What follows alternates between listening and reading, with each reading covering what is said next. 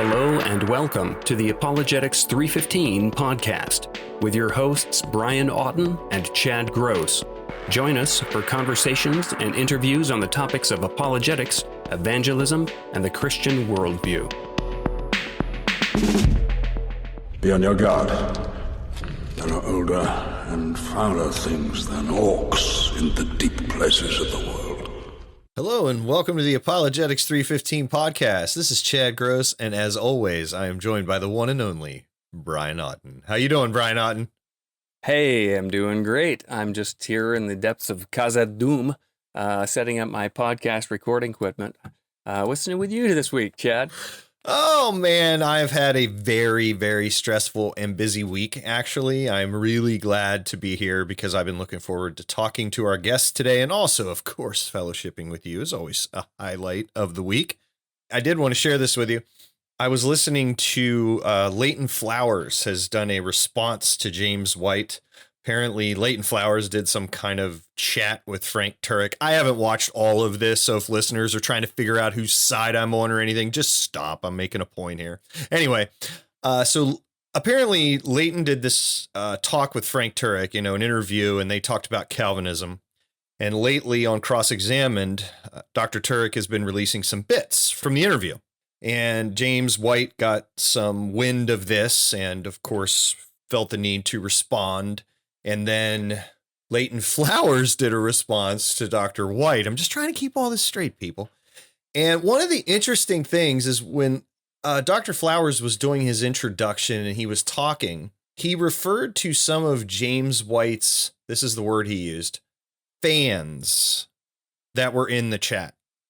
And it just got me thinking how, and this is no criticism to Dr. Flowers at all, because I completely understood what he meant. But it got me thinking about us as folks who are in apologetics, and you and I kind of stand on the shoulders of the people who are doing this full time, or, philosophers and scientists and theologians and things. But I think we need to be really careful, because I know I've been prone to it in the past. It got me thinking of just becoming fans of a certain person. Yeah. I've heard people say, I'm a William Lane Craig fan. I'm a James White fan. I'm a Tim Stratton fan. I'm a Greg Koukl fan. And I think the reason we need to be, and this was more me kind of thinking through this to myself. It's not necessarily me talking at people. It's more sharing what I was talking to myself, if that makes sense. Mm-hmm. My introspection was that we need to be careful not to become fans of people, because what we tend to do when we're their fans is, instead of kind of critically evaluating one another's thinking, which I think brothers and sisters in Christ should do. I mean, you've corrected me on numerous things over the years, and I'm grateful for it. But if you were a Chad Gross fan, I don't know if you would be as willing to do that. I think you may feel more of the need to defend me, if that makes sense. And we don't want to be defending people. We want to be defending Christ, because we're called to do it. And so that was just a side thought I had that I just wanted to kind of share out on the podcast. And it's just as much as a reminder for me as it might be for everybody else. And I know that when I first started in apologetics, there were some thinkers that I would have said I'm fans of. I would have said that. But over the years, thankfully, the Lord has grown me to the point where there are things I agree with these types of thinkers, but then there are things that I'm able to disagree with them with, because I'm evaluating their ideas. I'm not looking at them as they're my hero. I can look up to them, but that doesn't necessarily mean I'm a fan of theirs. I think we need to be careful what we mean by that, I guess. What do you think of that? Yeah. No, I think it's a great thought. And what comes to my mind, I mean, I agree wholeheartedly. And what comes to my mind is sort of running parallel with that is this idea of, when we're not a fan of someone, we refuse to hear what they say as well. So that's a great point. Let's say you say, well, I'm not a James White fan. Now get ready to not receive anything from him. So and there's been various times, we have certain voices we hear and we strongly disagree with them. And it's easy just to write off everything they say. And there's been a few tweets and things you sent over to me, and you're like, hey, what do you think of this? And, I have to think, I totally know what you mean. I feel the same way when I read that or hear that. And then I'll be like, but what's the most charitable way to read this? What's really driving this person's statement? And I'll be like, okay, yeah, I agree with the kernel here, but now I see where I disagree. So yeah, I think that both sides go together. It's like we have to realize that if we're a fan of someone, we refuse to critically evaluate it. But if then we're not a fan of someone, then we basically write off everything they say. So we just have to keep ourselves critically minded either way and realize if we're kind of like leaning towards one or the other, how it's going to skew our thinking or our judgment, Yeah, that's well said. One of the things you're very good at that. I remember within the past week, might have been the week before, I sent you a tweet that I was somewhat, critical of, and you wrote something back like this, and it really, as always, I'm learning from you, and this was another example. You said something along the lines of, well, if I was this person's friend and I was trying to give the most charitable explanation or interpretation of what he's saying here, here's what I think I would say. And it did offer me corrective. I did find myself on the other end, in the text going, yeah, I think he's right. I think I jumped the gun on that.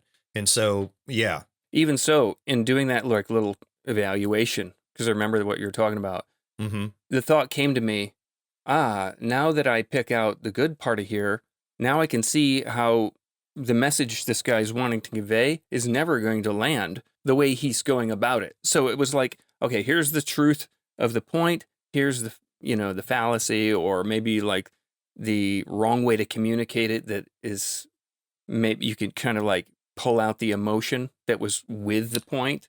You know what I mean? Which you're very good at that. When someone's saying something, especially on Twitter, it's often reactive. It's very reactive. So it's like, what are they reacting to? Do I agree with the idea that's trying to be conveyed, but are they trying to score a point or make themselves like validate their own position? You have to parse out the emotion, the zinger that might be in there, and they're just like even though it's a small like tweet or a thought, you kind of have to parse it out and figure out, well, what's going on here. Yes. A super point. I'm glad that you got that from that, because I'm sure that there's lots of people listening to that picking a side, Yes. Picking a side. And I just want to reiterate that again, this is not for the listener, that was not a criticism of Dr. Flowers. I actually found that video he did to be really helpful. It gave me a lot to think about. And I totally understand what he meant. It just gave me pause because of the fan terminology, but I totally understood what he meant. All right, good stuff. Well, we've got a returning guest today, which I'm really excited about. Travis Dickinson. He was with us before when we were talking about his previous book we discussed in episode 59, which was Logic and the Way of Jesus. The thing that I loved about that book was, finally, the number one book I can recommend to other people about logic. Which, how long were you looking for that book? It was a long and arduous quest. And I know. The only thing that might happen is that Ken Samples might come out with his, and then it's going to be like, okay, battle. So we'll see. Maybe you'll have to recommend them both in tandem. Yes.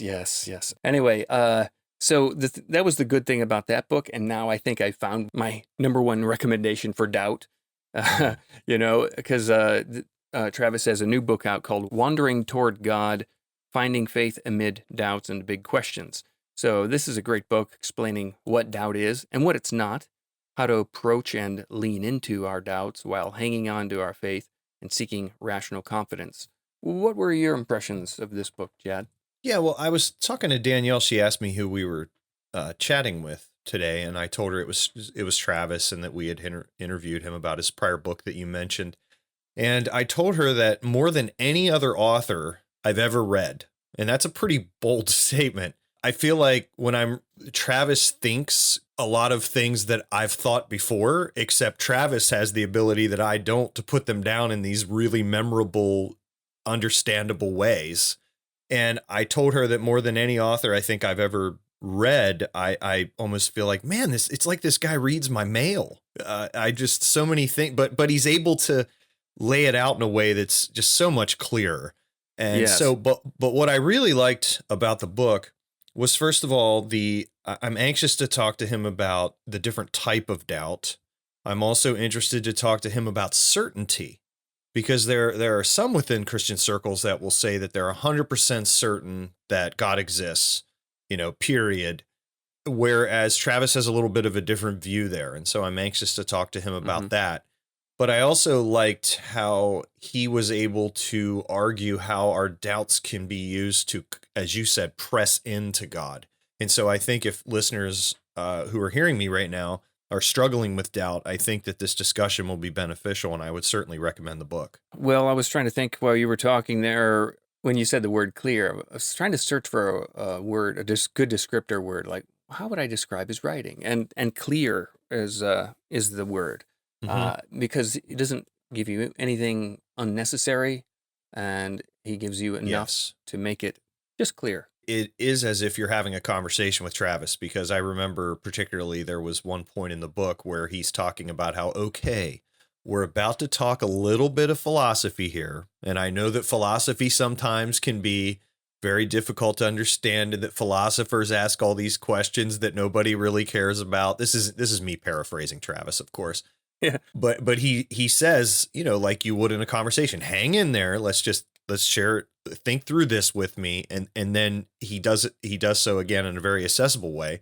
And then he gets back into kind of the meat of the content. So I like how his writing is also, as you said, clear, accessible, but it's also very conversational. So we'll talk more about that soon. For those who haven't listened to a previous interview, Travis Dickinson is the professor of philosophy at Dallas Baptist University. He's the author of Logic and the Way of Jesus and Everyday Apologetics. He's the co-author of Stand Firm, Apologetics and the Brilliance of the Gospel. And he's the author of the book we're going to be talking about a little bit today, Wandering Toward God, Finding Faith Amid Doubts and Big Questions. So, yeah, looking forward to it. Let's get ready. Switch me on.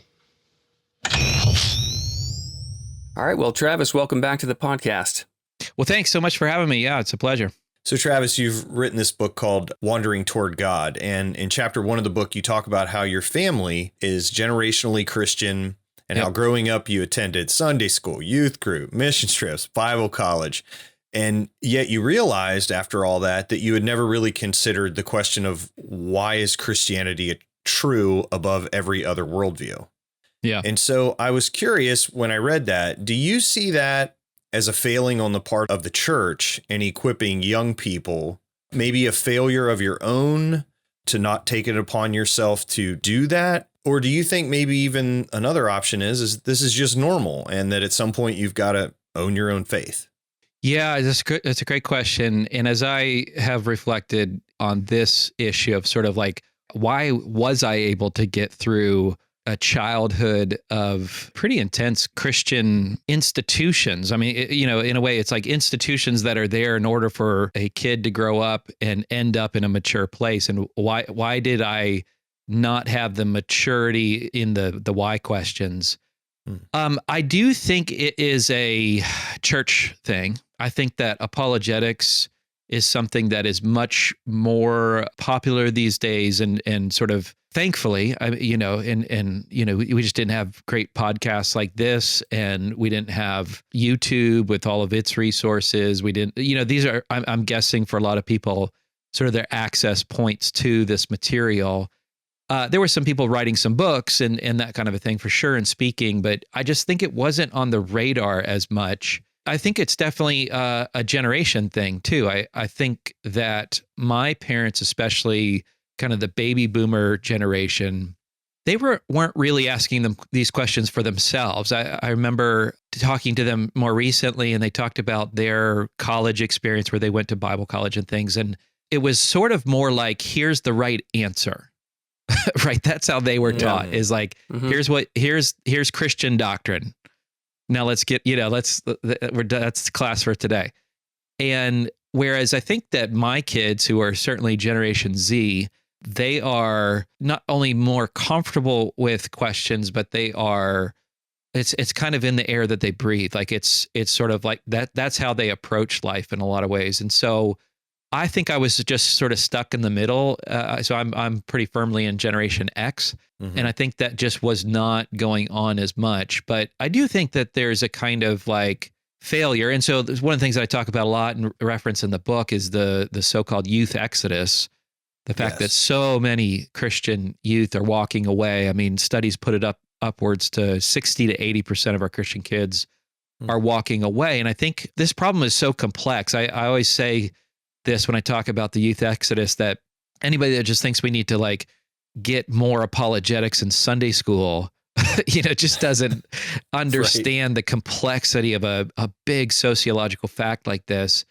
And I really think that there's lots of facets to it, but I do think that there's something to do with not encouraging our kids to ask those why questions. Yeah. We still have that sort of as that holdover, and then pair that with a generation that's asking why about everything. You're going to get 60 to 80% of kids walking away because they're just not getting those answers. And the older generations just weren't used to asking questions about everything. And so I do think that's a big part of it, but I don't want to think of it as a failure. I do think in part it was for me, because it's not that I didn't ask any questions. It was just that even in asking the questions, I was assuming Christianity was true. Like, I think there's a level of like, you know what I mean? Like asking questions where it's like, this might be false. And let me ask some questions about it. That's different than us sitting around in youth group or Sunday school or church, or just even with other folks and sort of saying, yeah, what about this? And what about that? That's a little light, that's lightweight. These deep, thick questions are what I'm really talking about in the book, that threw me into a place of doubt and searching and questioning and so on. Right. Mm-hmm. Well, in a book about doubt, a good starting point is defining this. Because growing up in a Christian home, or even in certain churches, doubt is a sin. It's considered like, don't allow doubt in. You should fight doubts somehow, or don't be like doubting Thomas. Or a lot of negative connotations to doubt. So why don't we define, how do we look at doubt? Is it a negative thing? Is it a neutral thing? Can it be a positive thing? And how you address that in the book? Yeah. So I've got a more technical approach to this, just because I work in academics and write some more technical papers. And so I've got a paper on this. It's not published yet, but to distill that down into kind of what I like to call it the core of doubt, because doubt can manifest in many different ways, right? I think it can manifest in very deep emotional struggles, but I don't think that's the core of doubt. It can manifest in a kind of moral behavior where we can then, the word sin and the category of sin might make sense in some ways there, but I don't think that's the core of doubt. And so when I think of the core of doubt, I think of it, there's a few what I call dimensions of doubt that have to be there, or that are there when we're at that really, and typically this is the initial stage, though I do think sometimes people might kind of come at it from a more emotional approach at times, but typically I think it starts as a kernel, and at least this way, it's going to involve a belief that we have, right? I think this is kind of obvious because it's that we're doubting something. There's something that we're doubting. And that's a belief that we have. If we didn't have the belief, then we wouldn't be doubting. We would be in a place of unbelief, or we just wouldn't believe it. There's nothing there to doubt.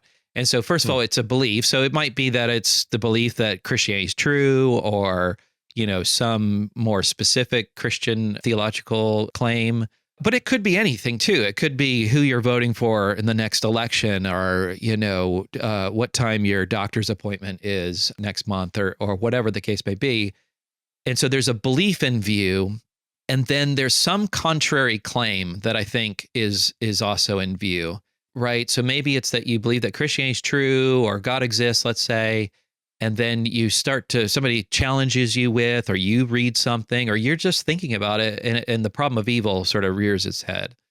So now we've got, which the problem of evil, the argument from evil at least sort of concludes that God does not exist. And so we've now got, we don't believe that, but it's just this contrary claim that's kind of given us some problems.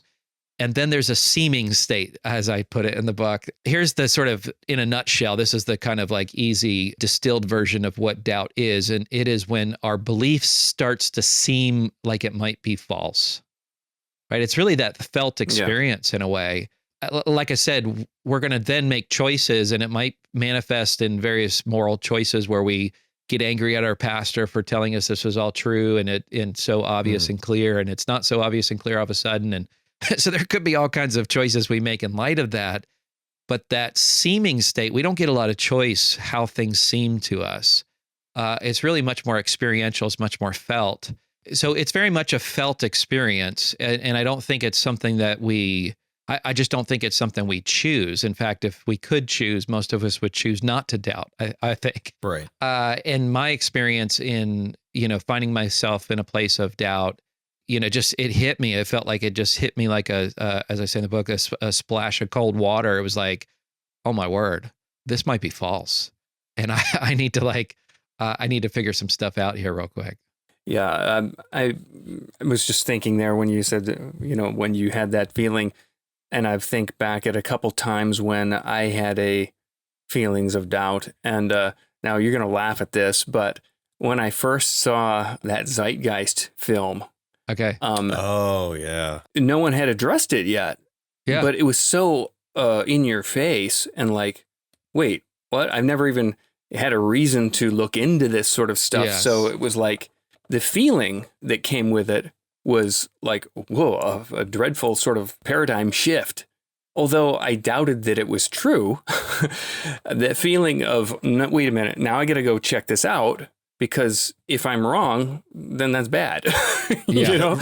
So Right. it wasn't like it was a sin in that case. It wasn't like, now I don't love God or I'm immoral or something like that. But it was it threw me because, wait, could I be wrong? Now I'm not certain. Right. I had never looked at it. And so, yeah, it was, I think in the book you mention a term, internal intellectual tension, I think you use. Yeah. And that's definitely what I was feeling. And of course, it sounds so stupid because that's been debunked 1,000 times and it's just... Yeah, right. But in the moment, it doesn't. The feeling was definitely real. Yeah, in the moment, you definitely, I think, feeling that tension. That's why I say it really is a feeling in a lot of ways, because sometimes it's just a very rhetorically powerful presentation of some idea. I can't remember the title off the top of my head, but the author, Dan Brown. Oh, the Da Vinci Code. Da Vinci Code, yeah. Yeah. I think that had that impact on people where it was like, are you serious? Jesus, possibly, married a woman and, had kids and all these things. And then, but when you look at it and this is part of, I'm sure what we'll get to here in a few minutes, but that just falls apart really quickly. But it's got such a powerful impact that throws you in this place of tension.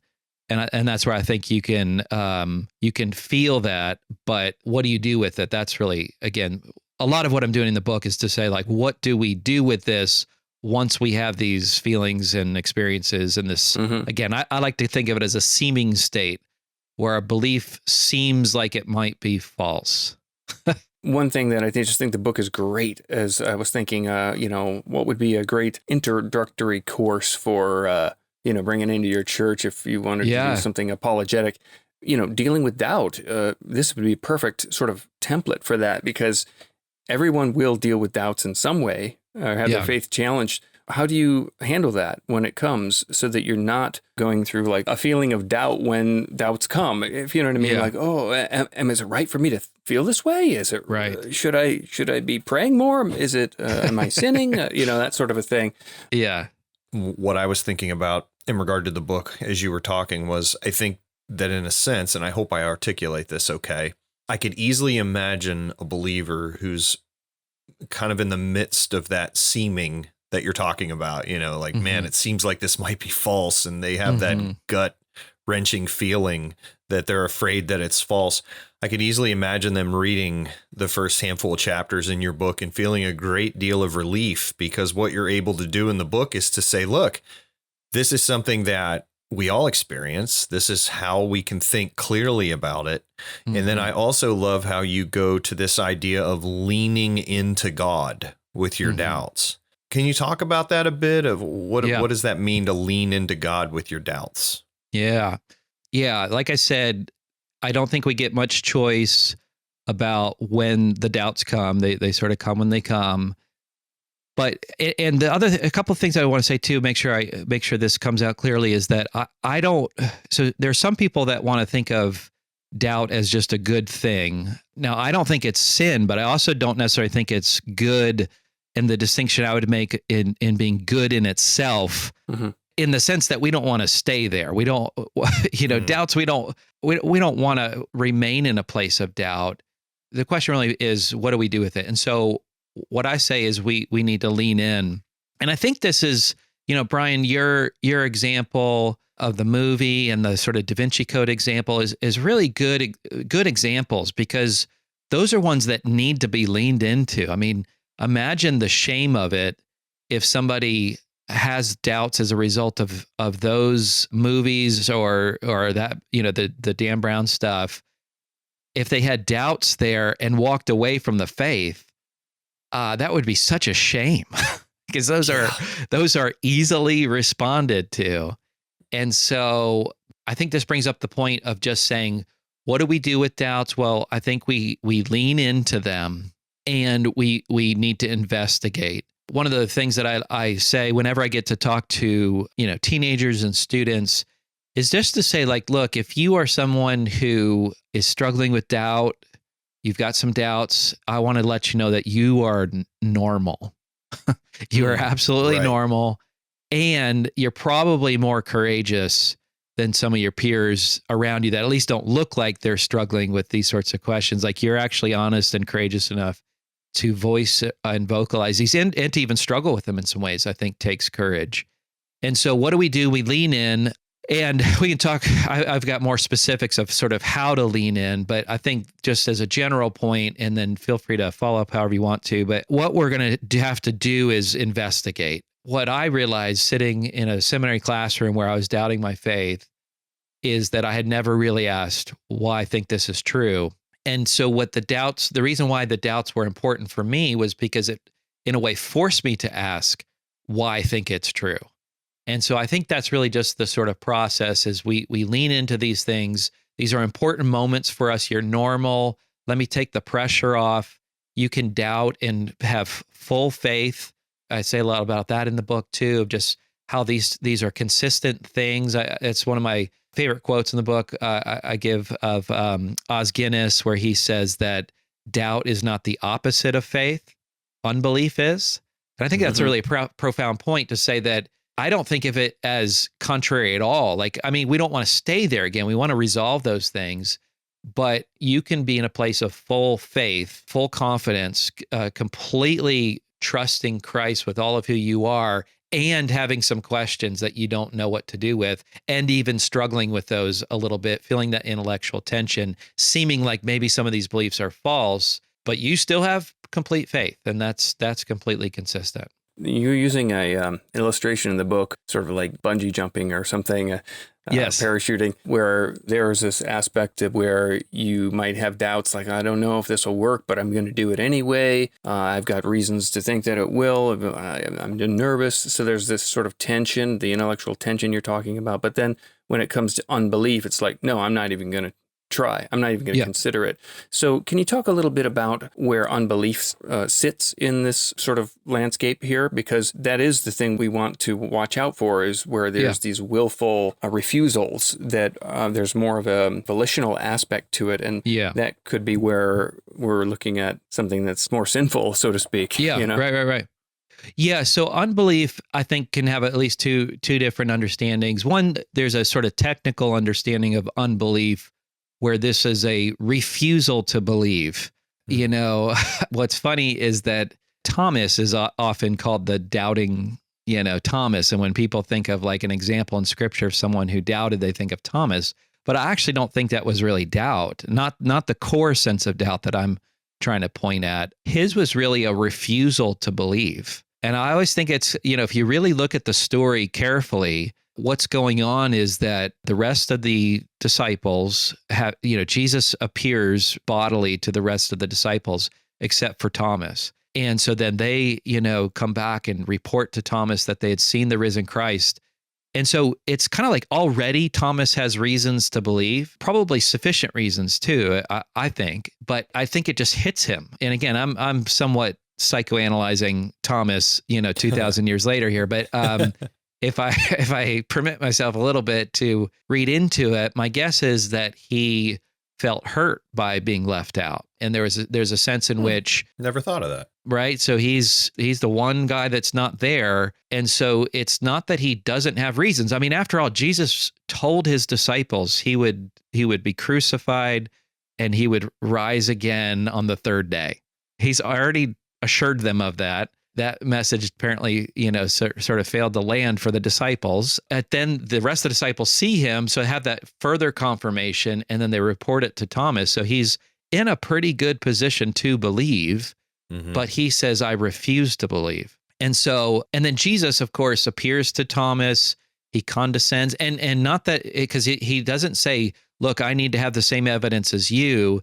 He ramps it up even higher and says, unless I, see the risen Christ and touch his wounds, then I will never believe. And it's really written quite strongly that way. And so I think that's a good example of unbelief, where there's definitely a moral thing going on in the heart of Thomas there, and oftentimes for us too. And this is, by the way, like, I'm not saying that somebody who's struggling with doubts might not be in this sort of place of refusing to believe in some ways. Like, and that's where I want to call all of us, so wherever we find ourselves, is to, like, as honestly as we can, look at these questions and lean in and investigate and really seek the truth, be truth seekers here.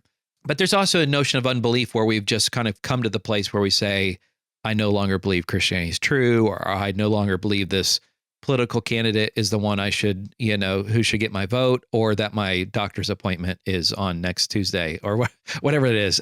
You know what I mean? Like, where we no longer believe. That's probably the more sort of mundane sense of the term. Yeah. So one of the things that's interesting, it's a bit paradoxical, is that we doubt when we think one of our beliefs might be false as Christians.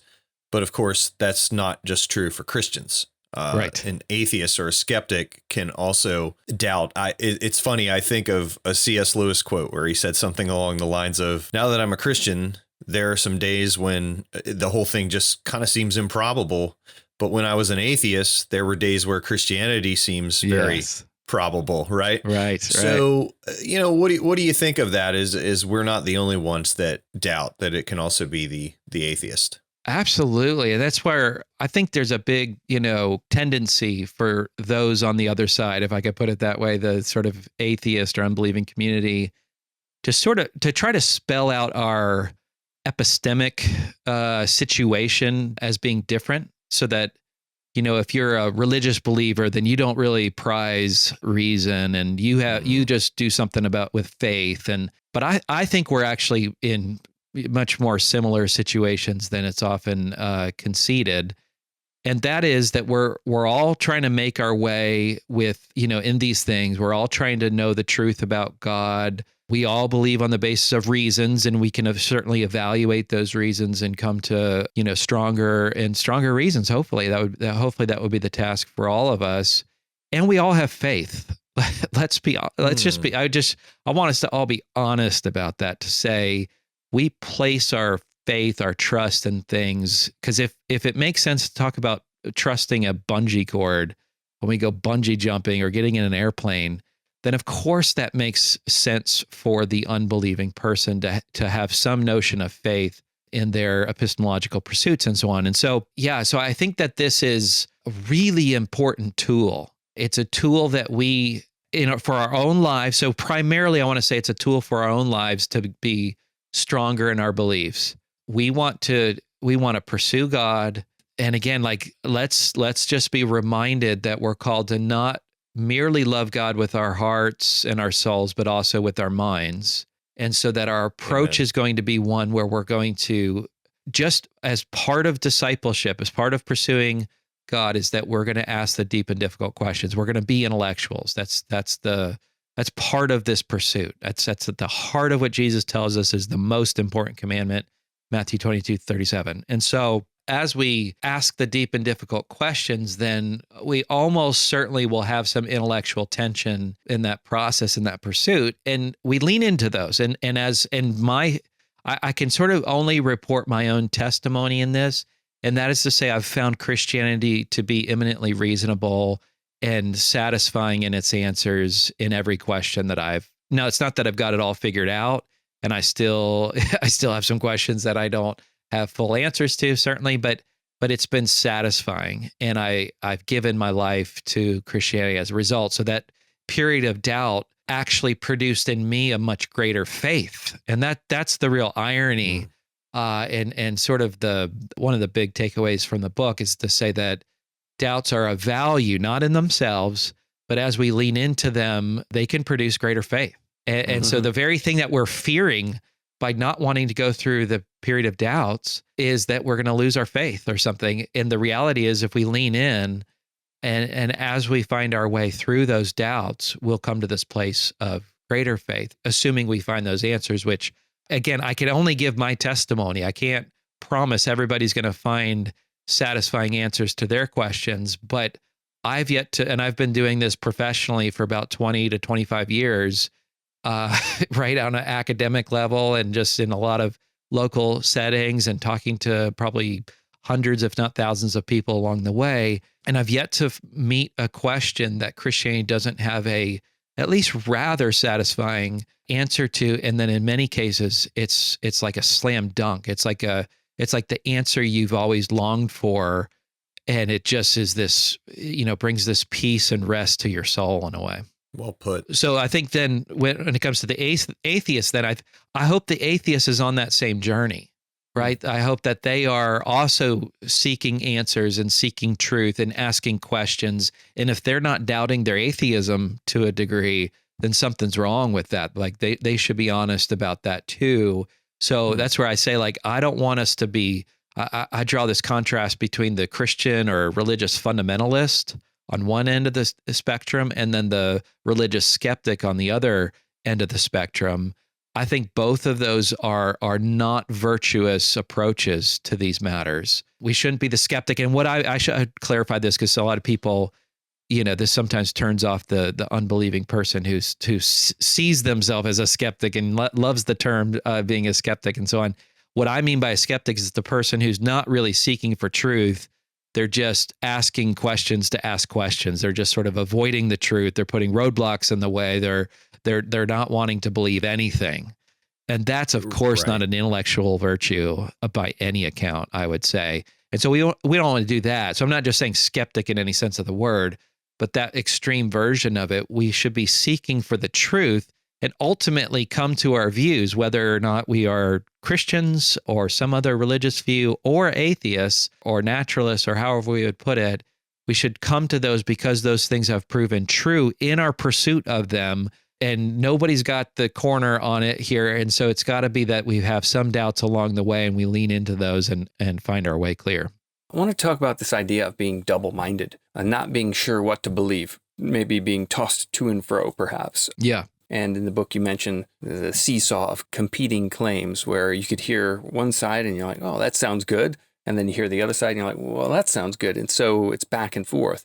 And there might be people who read in their Bible and they're like, well, okay, I understand what you mean about doubt. I understand the distinction about unbelief, but where does being double-minded fall in all this? Is that doubt? Should I have certainty? Where do these things belong? And what do I do if I'm feeling double-minded, where I'm on this teeter-totter or seesaw back and forth between being sure or indecisive? The older I get, the more tolerant I am towards, I don't know if indecision's the right word or just sort of tension, living with a little tension. I think that I am very okay with that. I'm very okay with not knowing exactly which view to take on particular issues. So, these are such big conversations, big topics that we throw these around and fight with people, as if we've got it all figured out sometimes. And I just think, man, a healthy dose of intellectual humility would do us all some good. So things like soteriology,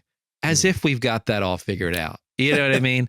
As if we know exactly what to say about every passage of Scripture, as if we've got, the doctrine of the Trinity, just nailed it, or something. It's like we are in a place where we are seeing through a glass dimly, and we should all, I think, have intellectual humility because of that.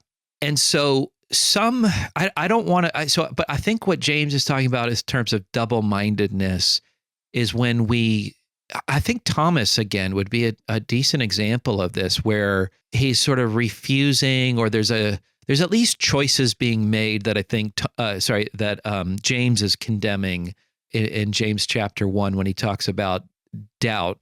There again, I think he's talking about a particular manifestation of doubt. As I've read commentators who have talked about that, typically the way I think that passage should be read is someone who knows the right thing to do, but they're sort of refusing to do it, or they're sort of vacillating in doing it. They're being double-minded in that way, rather than just the core of doubt of that intellectual tension of sort of having two ideas that are sort of competing in their thoughts and ideas and so on. And so, so on one hand, I want to say some indecision, some uncertainty is where, if we're honest, that's where we're all at. And in fact, I have a whole chapter devoted to arguing that certainty isn't what we should be aiming for in these pursuits, because I just don't think we ever get it if we're honest about it.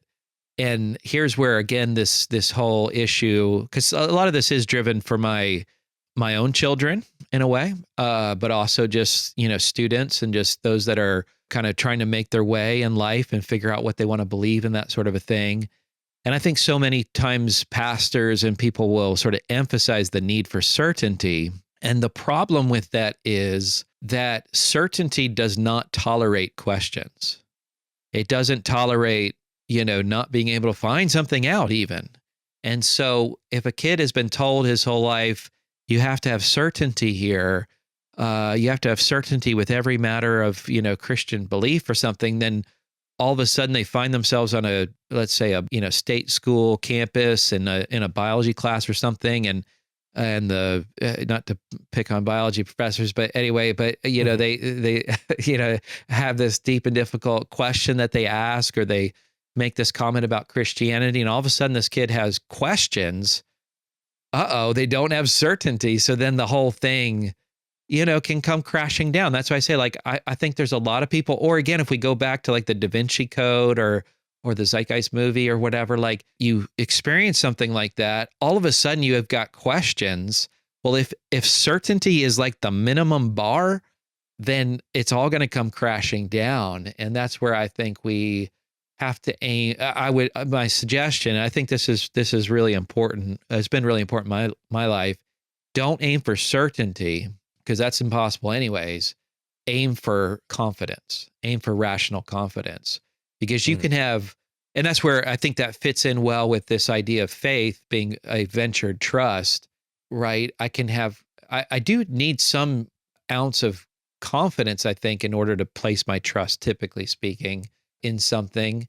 And you can have confidence when you still have some questions, when you're even struggling with some doubts, right? Now, it might hurt your confidence a little bit, but that's where I say, for me, as I leaned into my doubts, it just caused my confidence to grow, by a lot, probably more than any other single moment in my life.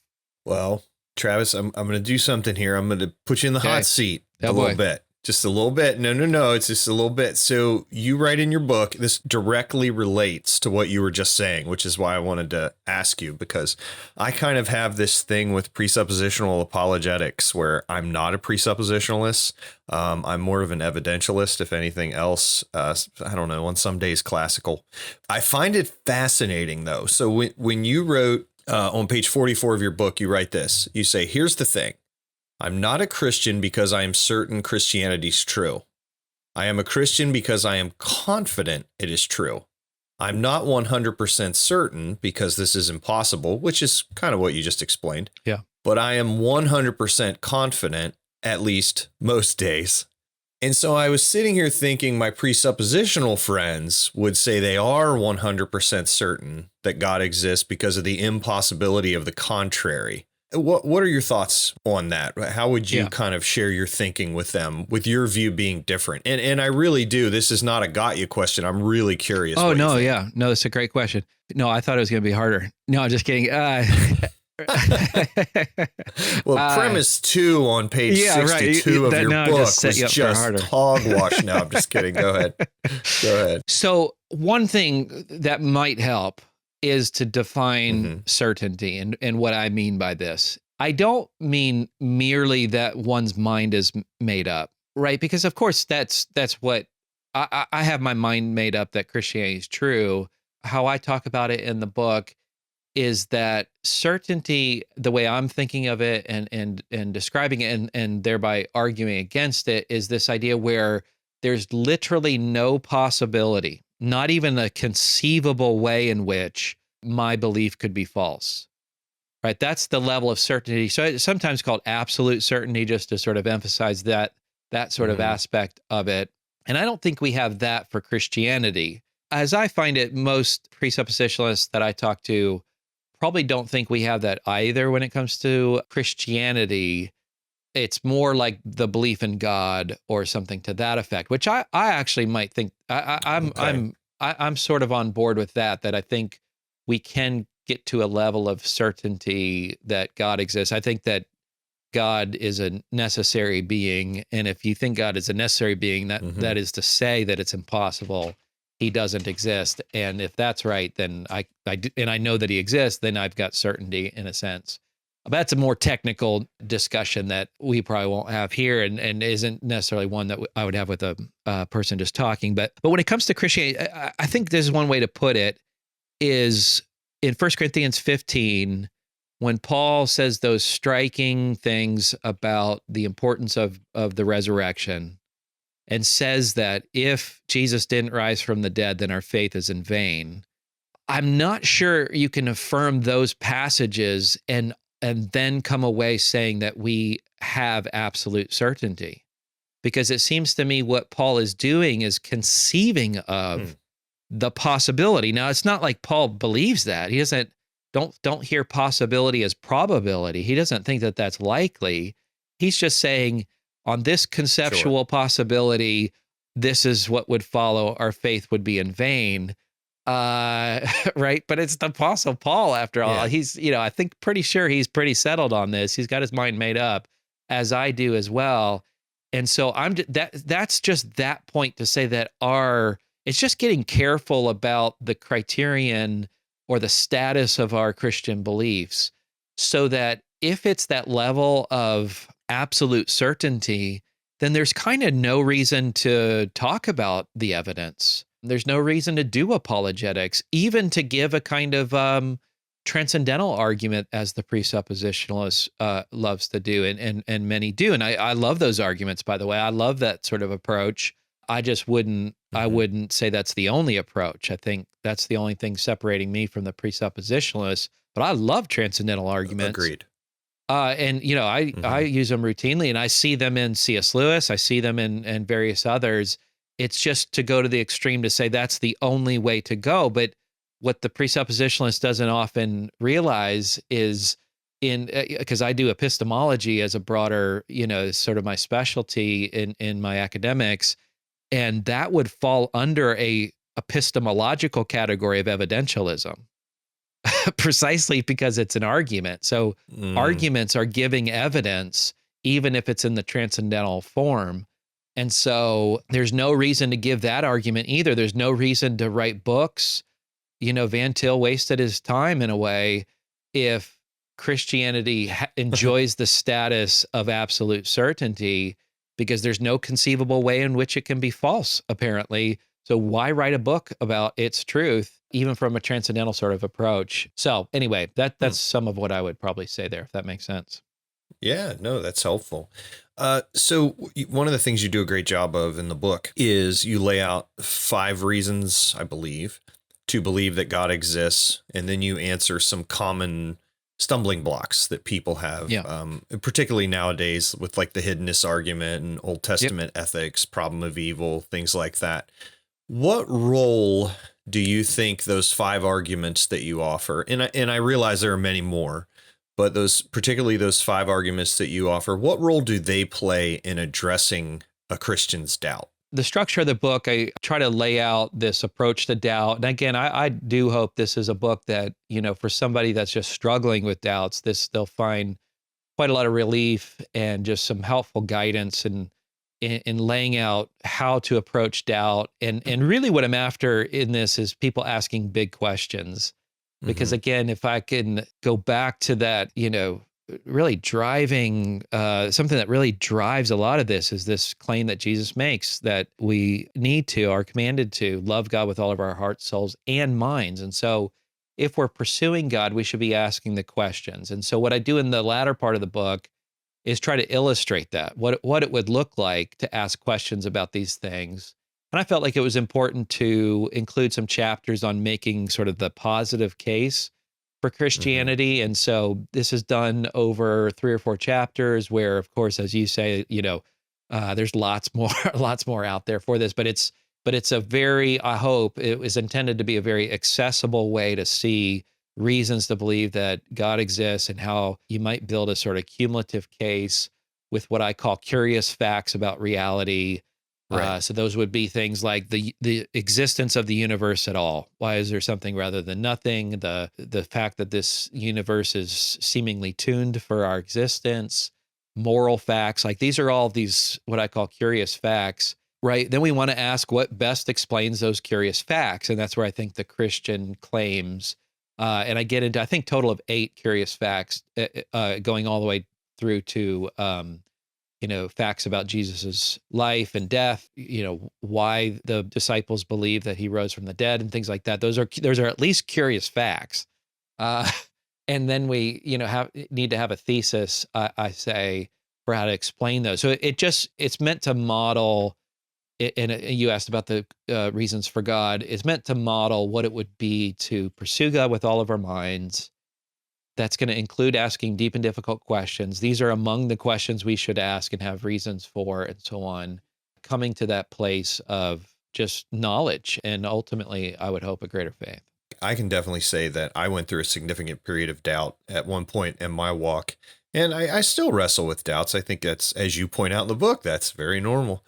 But I know that if I would have had this book, it would have been a godsend in the sense of helping me process those and feel like that this was not an absolutely horrible place to be, and actually giving me steps to take in order to productively use it to draw closer to God. And so my point in saying all that is I think, that is one of your main goals in the book, and I think you achieve it very well.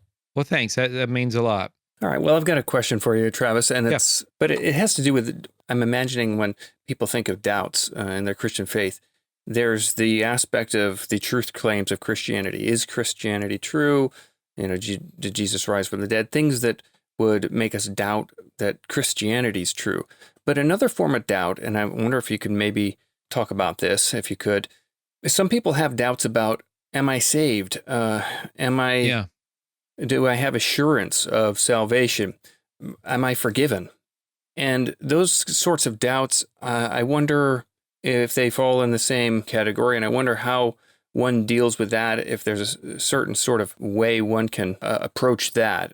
Absolutely. Yeah, no, absolutely. So really the model that I give in the first few chapters of the book, like I said, I think I said this earlier, that it's meant to be where, really any belief that we would doubt could follow this. And I think the prescription in a way is going to be the same too. So yeah, I think we need to know. I think we need to have good reason to believe that we are forgiven. Now, what you've hit on is like, it's a theological question and it's a very personal question. And it's a question that in our walk with Christ, like we are of course wanting to have that sort of assurance. Well, here again, I think we need to lean in and ask, what reasons do we believe that is true? And so I think things that I would want to think about, of course, and what I was going to say a second ago is that all of these things are so complicated too, which is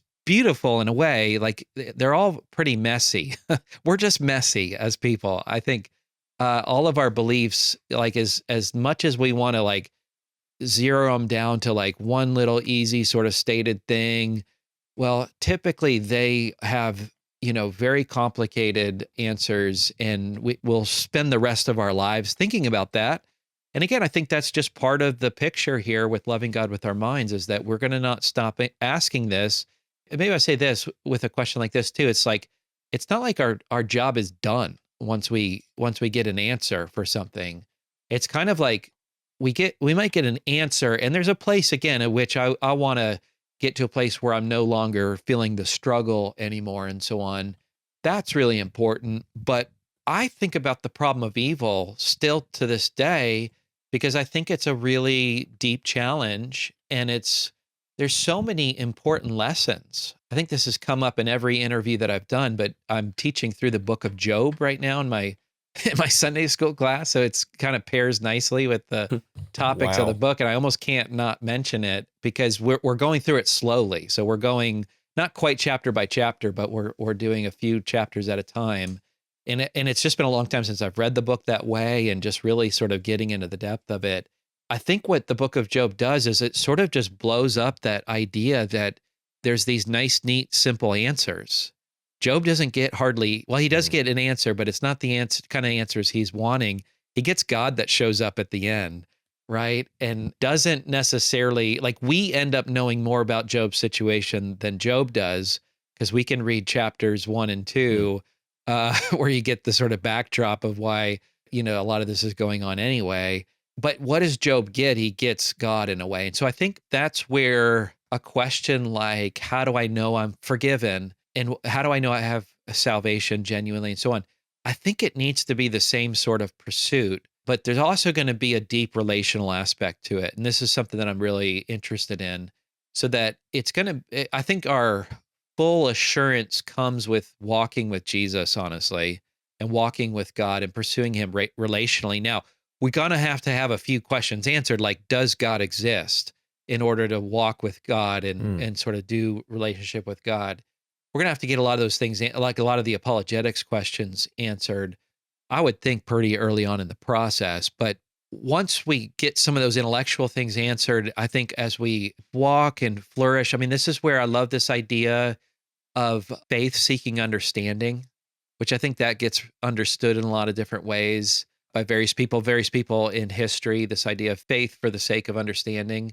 I think we often have to sort of jump in a little bit, right? We might jump in, and most of us do at some point or other. Like, we jump in without having it all figured out. I mean, I know I did.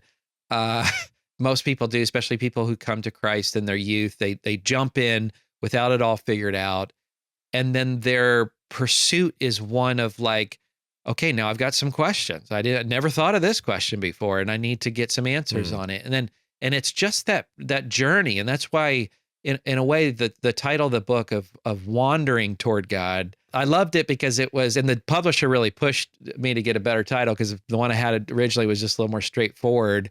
And so it's a little more creative, but it has that idea of journey in it.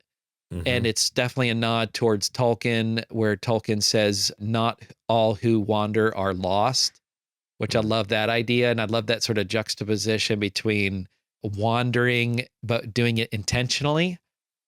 And that just sounds so much like faith to me. Like, that's just what it is to have faith, religious faith and Christian faith, is that we're on this journey, this long journey, and it's not always clear what the exact direct line is, but it's a little wandering. We're just going to have some questions along the way, and we're going to have some struggles along the way. And it might end up be that we take a sort of circuitous route to get there, but all the while wandering toward God. So I think, like I said, the thing that I would say is very similar is that if we're wanting to have assurance for salvation, know that we're forgiven, we need to know that God exists, know the truth of Christianity. And again, don't be a skeptic. Don't continue to be someone who isn't satisfied with the answers. But as you find your way clear, right, we can be assured. Right. So as we find the reality, let's just take the assurance of salvation. If we have come to see that the claims of Scripture, that Scripture itself is reliable and it's making truth claims, and we've evaluated those claims, and we come to believe that those are true, and Scripture says, come to Christ and place your faith and so on in Christ, and you shall be saved. Well, my goodness, right? We can have assurance in that. Does that mean that there wouldn't be moments that hit us with these doubts of just saying, how do I know this is true? Well, again, lean in. That's the opportunity to lean in. There's nothing wrong with you. In fact, again, you're probably more courageous than the rest of us in some ways. So thanks for that. So you've given us a lot of So many helpful answers, tips, advice. I want you to imagine that there's somebody listening to the podcast. You're speaking directly to them. They're going through this terrible period of doubt. It's the kind that you talk about in the book that's just consuming. As we kind of begin to wrap up, what are kind of the 2 or 3 things that you would encourage them with? The first thing I give some steps, but I want to recognize that in giving steps, I don't want to minimize how people are often in these very different places, and it's definitely going to be case by case. And I'm not trying to like say, hey, here's the 2-step method to, not doubt anymore. It's not quite as neat and easy as all that. But the first thing I recommend to do is to hold on, hang on to your faith, because again, we've had these examples now throughout the Da Vinci Code, the Zeitgeist movie, or just some coworker or family member, or again, it could be just you're laying in bed at night and you have these doubts. Just because you have doubts doesn't mean your faith is somehow deficient or that you should walk away. I think that's the great shame for a lot of these kids who walk away from the faith, and just adults that walk away from the faith, is that they walk away not because they have questions and they seek out the answers and they can't find any good answers for their questions. And then walk away. It's that they have doubts and they think there's something wrong with them. And so therefore they walk away. And so the first thing I want someone to do is to hang on. So if there is somebody out there who's doubting their faith, like, let me just tell you to hang on and get what you need to get is a little emotional distance from the doubts and questions and struggles that you're having, because it is very emotional, and doubts make us feel certain ways. And so what we have to do is get a little emotional distance and realize that you're normal, that it's okay, and it's consistent with a place of faith. So the airplane example that I like to use is we can imagine ourselves about to get on an airplane where somebody starts, accosting us with questions about the safety and reasonability of getting on an airplane. And they could ask us such difficult questions about airplanes, because for most of us, if we're honest, we don't really know how airplanes work. At least we don't know a lot about them. And yet we entrust our entire lives to these things. And we're literally flying in a craft made of metal, mostly, and weighing in, if it's 747, weighs in at about 1 million pounds. And we're about to get on board to fly 6 miles off the planet. Like, it's really crazy what we do, in fact, do. And I always worry that I'm going to cause somebody to like have fear of flying or something. But, right, I'm not trying to, hurt anybody here with that. But we can have some doubts about getting on the airplane. That seems like we could really find ourselves there. But here's the thing. Notice you can get on the airplane, and notice you can be flying 6 miles off the planet in a craft made of mostly metal, weighing in at about 1 million pounds, and literally sitting in the air asking questions about why this whole thing even works in the first place. You know what I mean? Like, you could be doubting flying while flying. Yeah. And I think that's a pretty beautiful picture of the Christian journey in a way. We place our faith in Christ at a certain point, and we can have some doubts and questions along the way while maintaining our faith. And so the first thing I say is to hold on, hang on to your faith. Don't jump ship yet. The second thing to do, and this is a Dallas Willard knockoff, I guess, in a way, is to doubt your doubts. Right. I think what we have to do is not let our doubts win by default. If they're going to win over the beliefs that we have, then it should be on the basis of them being more reasonable than the beliefs that we have. And this is a very real reality. That's what I want to say. Like, it's very possible that somebody has a doubt about something. They doubt that doubt, and then they realize the doubt actually is more reasonable than the belief that they had, and they change their views. Right. Now, that sounds scary and sort of, I think there's going to be some people that are going to say, like, seriously, you're telling kids this? Please don't tell my kid this. But right. But I think it's risky, but the risk is pretty great on both sides. If you tell your kid to just knock it off, just stop doubting, then they're going to fit into that statistic that we talked about earlier. So doubt your doubts, lean in, ask the questions, really press your doubts to see whether or not there is good reasons to believe those. And that's where, again, I love the example you started with, Brian, with the Zeitgeist movie, because it's like, those are the kind of things that a lot of people I think really are struggling with. And hopefully they've leaned in and asked a few questions, as you did, like you even, expressed being a little embarrassed about that. And that's because when you lean in, what you see is there's so many good reasons to not doubt on the basis of the Zeitgeist movie, that, you find yourself in this place of, finding, again, just, I like the word satisfaction. We find some answers that are satisfying. Yeah. And then you don't, notice what that does is it addresses the doubt that you have. But you've leaned in, you've doubted your doubts, you find your way clear, you've got some reasons to maintain your beliefs, and the doubts. I don't know any other way to make doubts go away other than that.